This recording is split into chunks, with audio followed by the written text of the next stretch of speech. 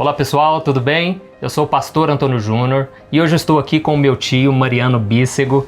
Ele é historiador, foi meu professor de história, a gente fala muito sobre assuntos históricos e ele tem um canal aqui no YouTube muito interessante chamado Viagem na História, onde ele posta vídeos em que ele mesmo foi no local, nos campos de batalha. Então se você se interessa por esse assunto, eu vou deixar o link aqui na descrição, vai lá, se inscreve no canal dele, eu tenho certeza vocês vão gostar, tá bom?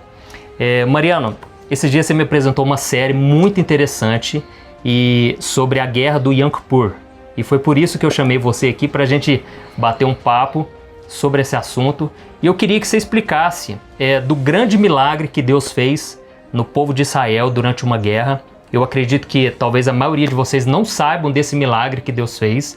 Tem até documentários aqui no YouTube, né, falando, os próprios soldados relatando do milagre que eles viram diante dos olhos deles. Então, eu queria que você começasse falando um pouco dessa guerra. Bom, primeiro é um prazer te receber aqui e para mim é uma honra participar do seu canal. Muito obrigado pelo convite e reforço o convite para que os seguidores do pastor Antônio Júnior também sigam aí o meu canal, que vocês vão gostar bastante. É diferente, é um canal sobre história, basicamente história militar, mas que tem muito a ver com as histórias que também permeiam não só a Bíblia, como a história de Israel e a história dos outros países também. A Bíblia é um livro histórico também, né? Exatamente. Então, a Bíblia é um livro histórico e uma fonte de muitas pesquisas, e a gente aprende muito lendo a Bíblia. E uma maneira de interpretá-la, além de assistir o seu canal, é também aprender um pouco mais sobre a história. É verdade. Mas falando da história em si, Júnior, já que a minha presença aqui hoje é para falar, antes de chegar nesse milagre, que foi algo de arrepiar, eu vou falar rapidamente sobre por que Israel sempre foi tão perseguido, o povo de Israel sempre foi tão perseguido. Desde a época romana, quando o território onde viviam os judeus foi ocupado por Roma, esse povo passou a ser perseguido por motivos religiosos e também por outros motivos econômicos, etc. E até hoje essa pergunta sobrevive: por que os judeus são tão perseguidos?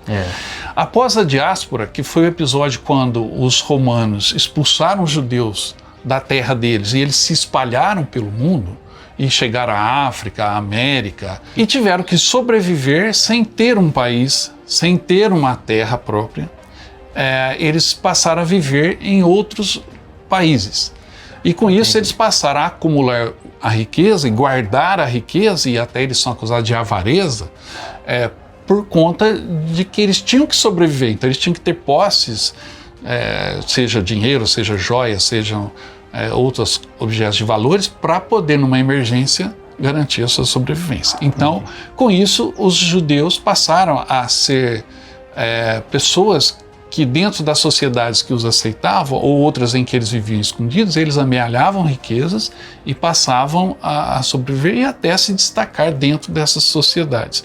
E muitos desses chamados ricos, nobres, pessoas de posses, passaram a ver a riqueza do judeu de uma maneira preconceituosa. Porque eles eram ricos, mas não tinham o chamado sangue azul, a origem nobre dentro daquele país. Isso variando de país para país. Isso explica então porque o judeu ele prospera tanto. Ele já tem na cultura deles essa questão, né, de ter que produzir, ter que acumular também. Para a sobrevivência, não para simplesmente acumular riqueza, vou ficar rico e cada vez mais rico, mas para garantir a sua sobrevivência, porque eles vêm de dificuldades através dos séculos. Então é natural que eles sobrevivam e sobrevivam de uma maneira diferente dos povos onde eles estavam inseridos. E com isso os judeus, ao longo dos séculos e da formação das nações, eles passam em muitos desses países a serem perseguidos ou são marcados pelo povo de uma maneira preconceituosa. Certo. Isso culminou com a perseguição total aos judeus durante o período em que os nazistas estiveram no poder na Alemanha, porque ali escancarou o preconceito e ali escancarou o ódio que os alemães, que estavam numa época em que a Alemanha, após a Primeira Guerra Mundial, ela teve uma crise econômica muito grande, porque ela teve que indenizar os países que ganharam a Primeira Guerra. E aí era preciso achar um bode expiatório. E achou-se os políticos alemães apontaram o dedo para os judeus. A causa da desgraça da Alemanha são esses judeus ricos e vamos persegui-los. E aí houve a perseguição total que levou ao extermínio de 6 milhões de judeus. Nossa. Então, existe também o lado espiritual, e que a Bíblia mostra que Deus escolheu o povo de Israel por ser justamente a menor nação que existia na época, o povo mais fragilizado, e é isso que a Bíblia diz, que Deus escolheu esse povo justamente para que as nações vissem como é que pode uma nação tão pequena prosperar tanto, como é que pode um povo tão frágil ser tão inteligente, porque o povo de Israel desenvolveu muitas questões na guerra, né, muitas armas, e um povo tão sábio, tudo isso para eles mostrarem a todos os povos que Deus era o Senhor deles. Então esse era o propósito de Deus. Então, trazendo para o lado espiritual, existe esse ódio sim contra, né, a nação de Israel, porque Deus tem um plano para esse povo. Deus tem um plano de salvação para eles. Inclusive, quando Jesus veio a este mundo, o próprio Jesus se lamentou sobre Jerusalém. Isso está lá em Mateus capítulo 23, a partir do versículo 37.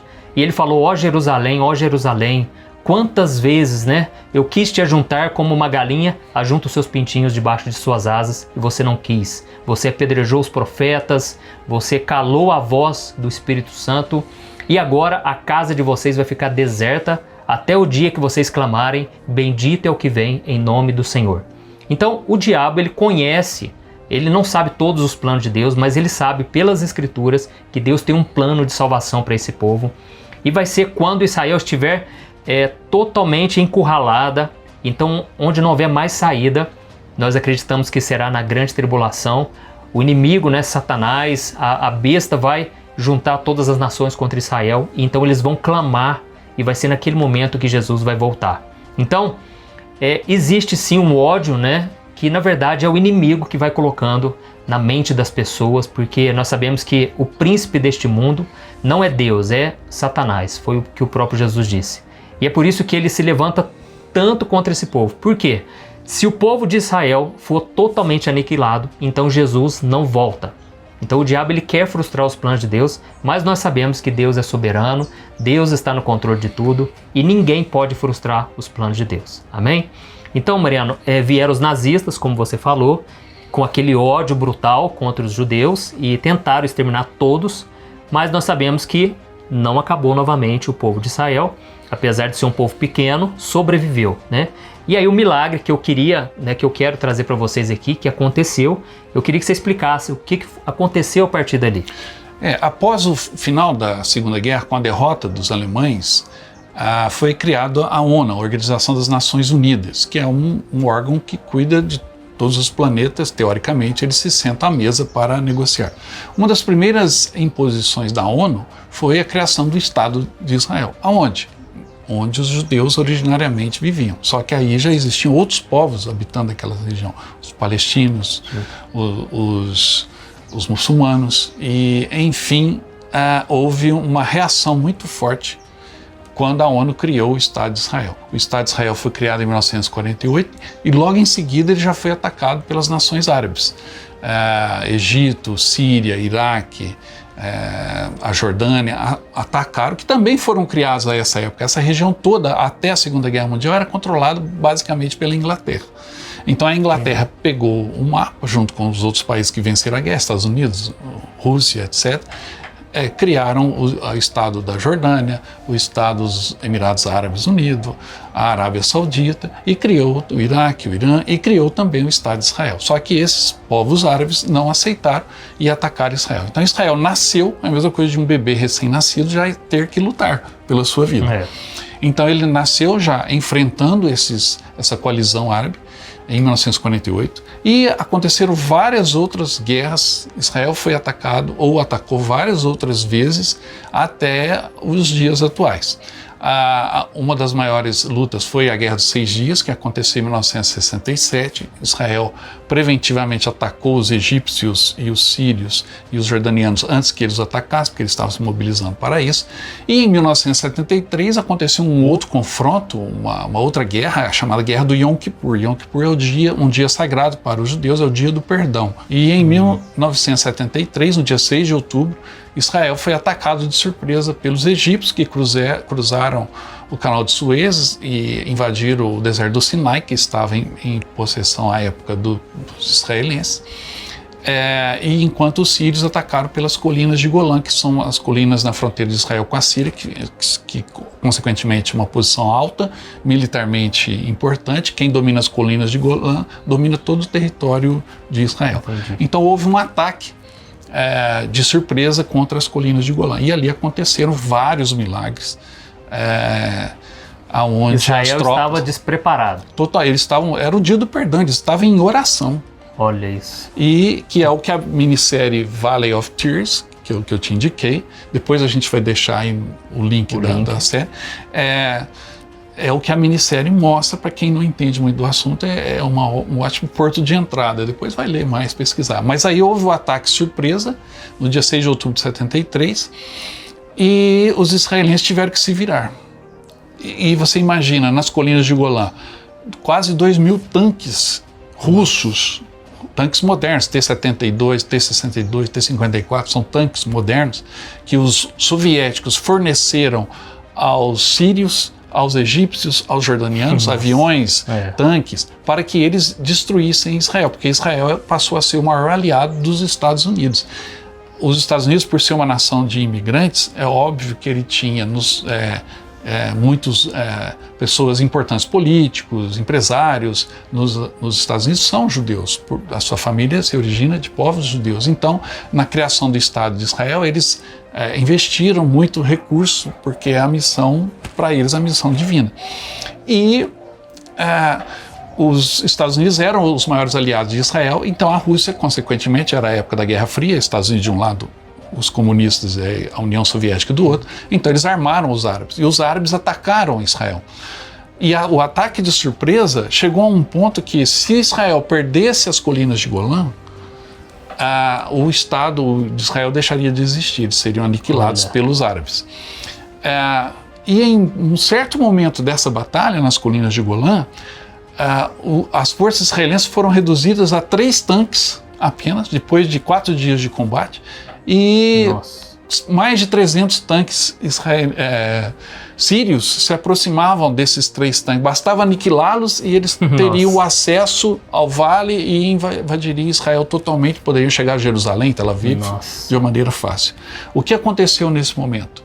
De repente, as tropas sírias, que estavam a pouco mais de 600 metros dos tanques israelenses, simplesmente deram marcha ré e foram embora. Viraram e foram embora, com a vitória nas mãos.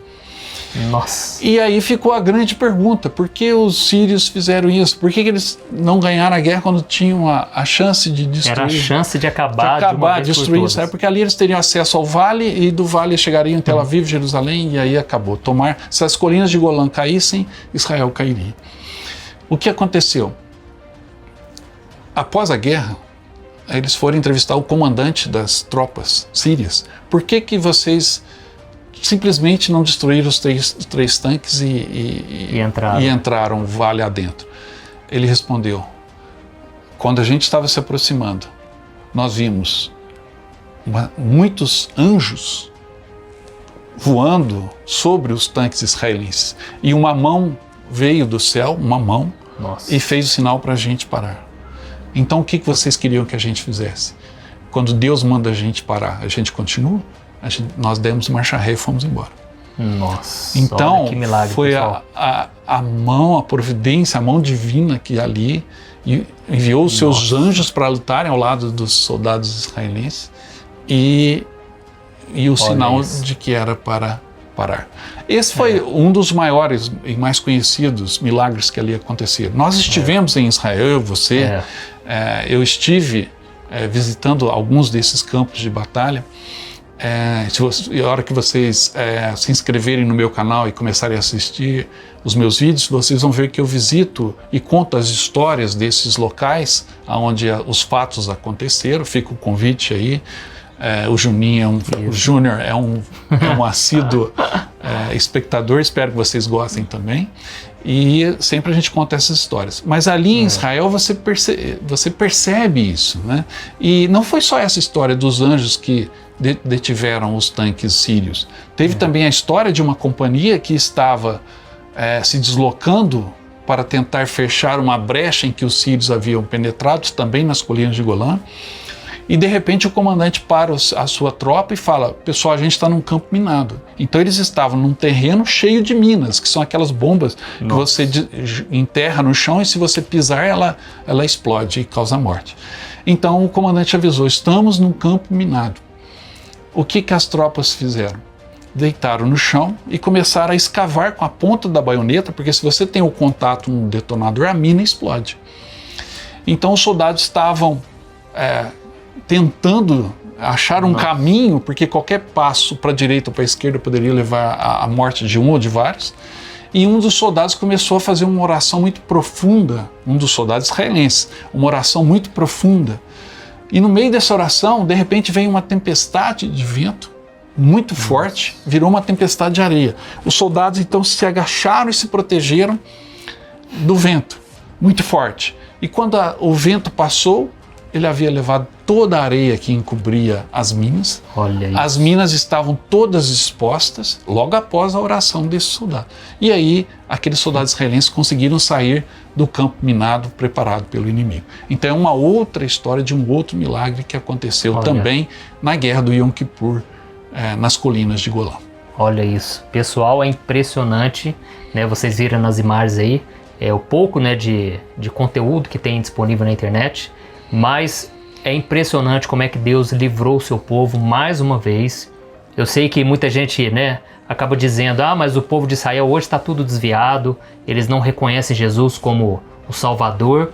Isso é verdade, mas a Bíblia diz, é uma promessa que Deus fez a Abraão: aqueles que te abençoarem, eu abençoarei, e aqueles que te amaldiçoarem, eu amaldiçoarei. Então, Deus tem uma promessa para aqueles que abençoarem o povo de Israel. Então eu te convido a você, nas suas orações, lembrar desse povo, pedir que Deus tenha misericórdia, que Deus abra os olhos, né, de cada um deles para reconhecerem Jesus como Messias. Eu já frequentei uma igreja de judeus messiânicos lá em Belo Horizonte e é maravilhoso você ver um judeu declarando que Jesus é o Senhor. Então é um povo especial, é um povo de Deus. O próprio Jesus era judeu, então Deus tem promessas para esse povo maravilhoso. E realmente é um milagre que os ímpios, as pessoas que não são cristãs, elas reconhecem a mão de Deus. Amém? Isso prova mais uma vez que a Bíblia está correta, isso prova que os planos de Deus não podem ser frustrados. Tá bom? Pessoal, espero que vocês tenham gostado de ouvir esse relato, desse milagre. E se vocês ainda não se inscreveram lá, não deu tempo ainda, né? Vai lá no canal dele, vou deixar aqui embaixo do vídeo. E é isso, Mariano. Quero agradecer aí por você ter se disponibilizado aí a contar esse relato maravilhoso. Eu que agradeço, Júnior, o convite, reforçar o convite do Júnior. Se inscreva no meu canal. Lembre-se que a história de Israel é uma história de luta, de guerra, de conquistas, mas uma história de muita fé. Eles têm uma crença muito profunda e isso você sente visitando. Tá bom. Deus abençoe, pessoal. Um grande abraço aí.